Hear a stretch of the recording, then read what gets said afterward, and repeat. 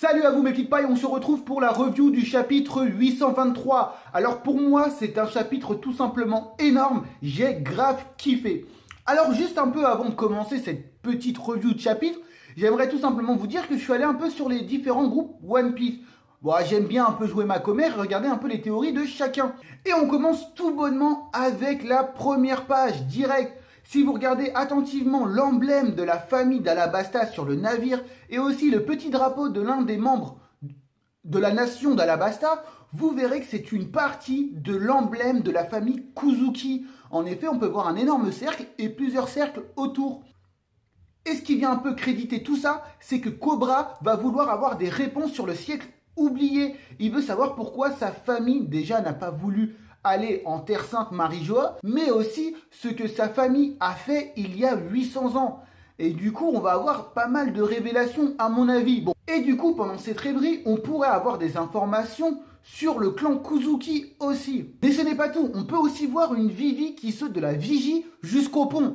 Et ça, c'est un truc de psychopathe. Même Usopp ne le fait pas et elle ne l'a jamais fait auparavant, hein, notre petite chère Vivi. Et du coup, si vous regardez attentivement la mise en scène de Oda, vous remarquerez quelque chose. Vivi, même si elle est entourée, est tout simplement seule. En effet, on peut voir que la seule personne qui s'occupe plus ou moins d'elle est Igaram. Même Pell et Shaka, qui sont ses gardes du corps, ne prêtent même plus attention à cette personne. Car on peut tout simplement penser qu'elle a pris en confiance. En effet, la seule personne qui s'inquiète pour elle est autre que Igaram. Et Igaram ne partage aucune case avec elle, à part une seule. Mais quand on les voit ensemble, on voit que Vivi est au premier plan et que Igaram est au second plan. Donc celui-ci est effacé et ça montre une certaine confiance au niveau de Vivi.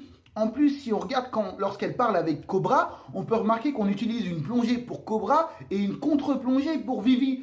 Ça montre à quel point elle a évolué, Vivi, en 2 ans. Et du coup, pour ma part, je pense que Vivi n'a pas seulement joué les princesses pendant ces 2 dernières années, mais elle s'est aussi entraînée aux côtés de Pell et pourquoi pas aux côtés de Shaka. Et je pense pour ma part que lors de la rêverie, elle va avoir une énorme importance. Pas en tant que soutien moral, mais en soutien physique. Elle va intervenir de ses propres moyens. Si vous regardez un peu l'ensemble du chapitre, vous verrez que le quatuor qui était déjà là il y a 2 rêveries de ça est encore présent.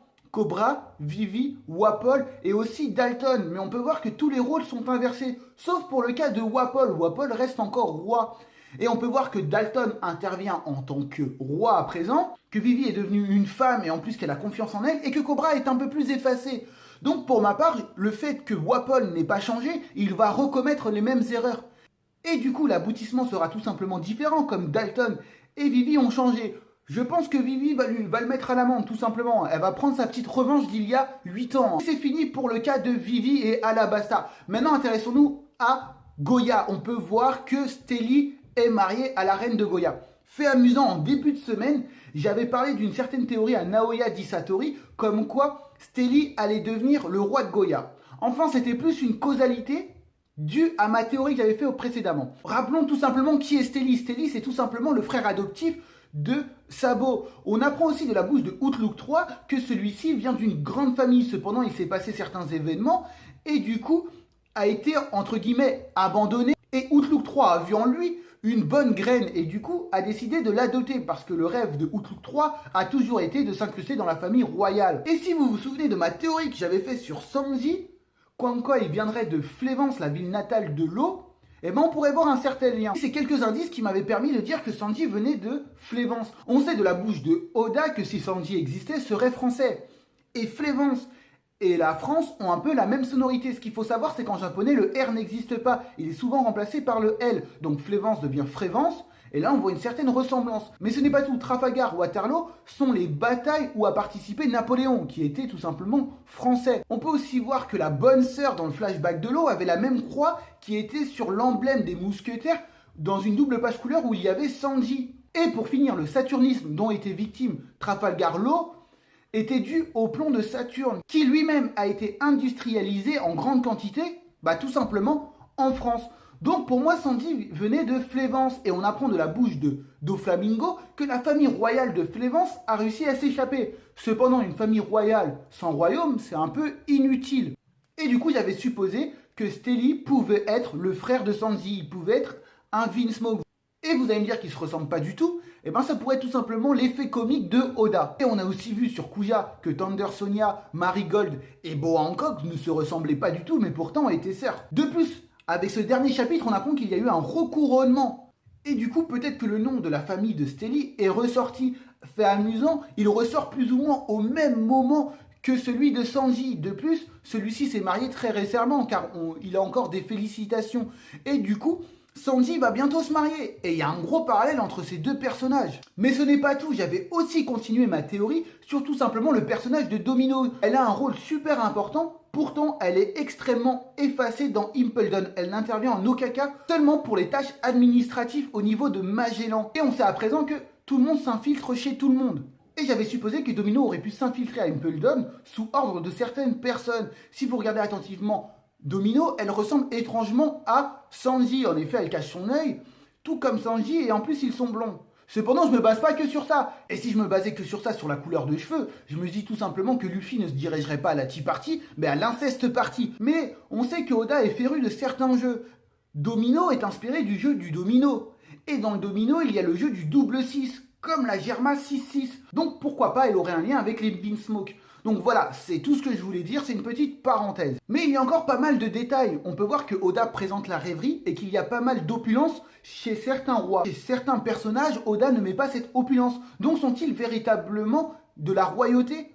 Vous allez me dire qu'on ne voit pas cette opulence autour de Riku, Elisabetto ou encore même Shirahoshi. Cependant, on sait qu'ils sont bien des familles royales. Donc on ne voit pas l'utilité de surenchérir. Et si vous regardez attentivement la femme que nous montre Oda, vous verrez que celle-ci porte des lunettes. Mais c'est pas tout, elle porte aussi un foulard. On a l'impression que celle-ci se cache. Et pourquoi pas lors de la rêverie, et plus précisément ces personnages, pourraient tout simplement s'infiltrer à la rêverie et manigancer certaines choses.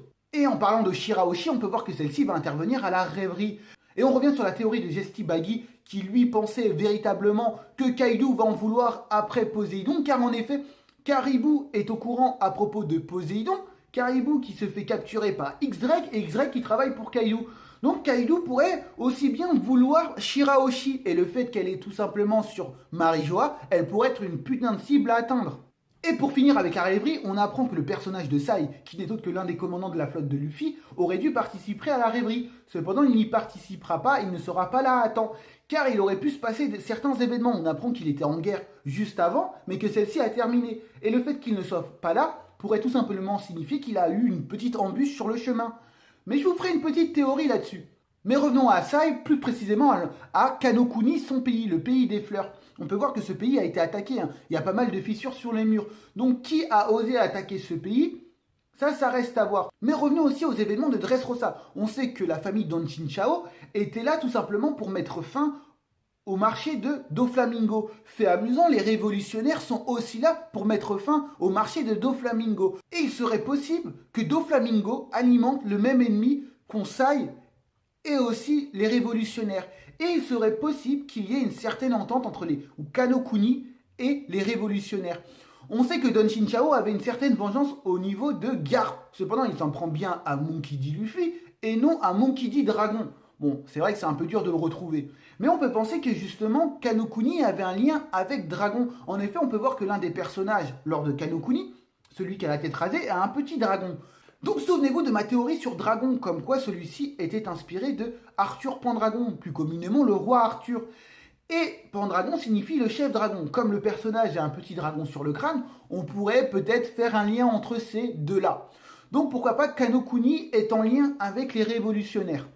Bon, la clique de Luffy va bel et bien à la Tea Party, et on peut voir que le personnage de Carotte est bel et bien présent. Donc ça, c'était plus ou moins évident, on avait tous plus ou moins parlé de ça. Mais aussi, Pecom nous dit une information. Il nous dit que ça va durer plusieurs jours de voyage pour aller à Whole Cake.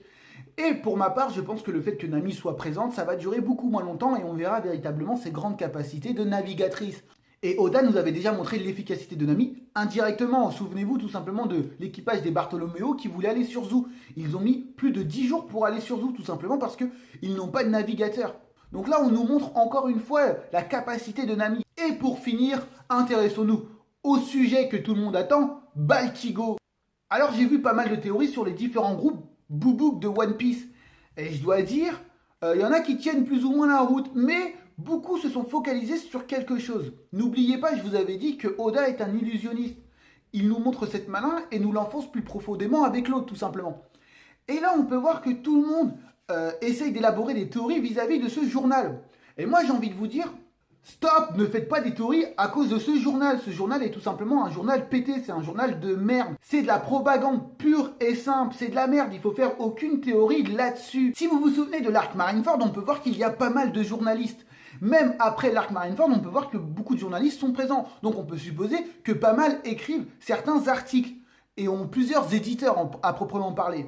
Cependant, regardez attentivement le journal que lit Pedro. Ne regardez pas les personnages qu'il y a en dessous, mais regardez le petit emblème en haut à gauche. On peut voir que c'est l'emblème du gouvernement mondial. Et lorsqu'un État contrôle les médias, c'est purement de la propagande.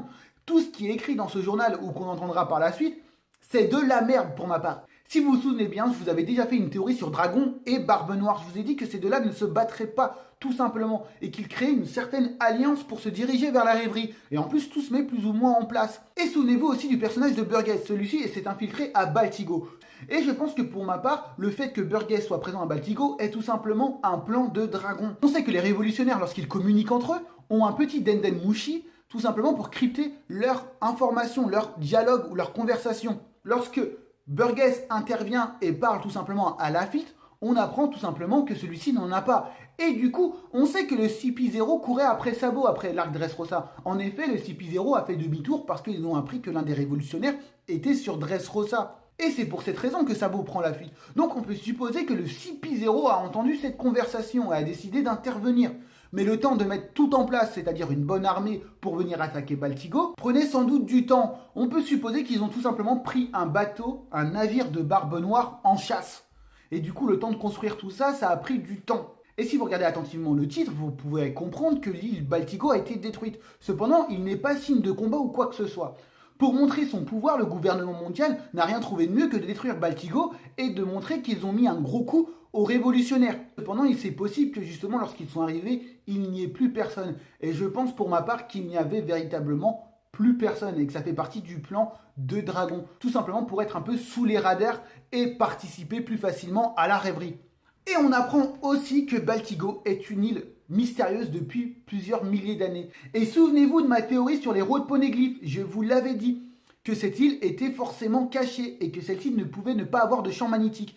Et je vous ai dit que l'île Baltigo pouvait tout simplement être l'une des coordonnées d'un roc poneglyphe. Et je vous invite véritablement à revoir ma théorie sur les rocs poneglyphes car je vous avais dit comment on pouvait naviguer sur Grand Line sans log pause. Et du coup, le fait que Dragon connaisse l'emplacement de Baltigo pourrait tout simplement recoller aussi avec ma théorie, comme quoi je vous avais dit que Dragon pouvait tout simplement faire partie de l'équipage de Goldie Roger. Donc pour conclure, le royaume d'Alabasta pourrait être en lien avec le clan Kuzuki et Cobra pourrait avoir certaines informations. Vivi pourrait s'être entraîné et avoir un rôle super actif lors de la rêverie. Stelly pourrait être en lien avec les Vinsmoke, Sanji et aussi Domino. Shiroshi pourrait tout simplement être une cible de choix lors de la rêverie et elle pourrait se faire kidnapper. Le pays des fleurs et les révolutionnaires peuvent être liés et le fait que Sai ne soit pas présent peut tout simplement justifier le fait qu'il soit lié aux révolutionnaires vis-à-vis de Baltigo. Il pourrait avoir des personnages infiltrés lors de la rêverie. On peut le voir avec les différents personnages. Que Nami va montrer ses talents de navigatrice et arriver plus tôt que prévu à la Tea Party. Et que le journal que lit Pedro est tout simplement de la putain de propagande. Et ce qui s'est passé sur Baltigo serait sans doute de gros mensonges. Donc voilà pour ma review du chapitre 823. C'était une grosse review car il y avait pas mal de choses à dire. Donc j'espère que vous avez apprécié. À présent, vous connaissez la musique. Likez, partagez, commentez. Et surtout, mais surtout, abonnez-vous. Encore merci, on se retrouve pour de nouvelles vidéos. Allez, ciao mes petites pailles!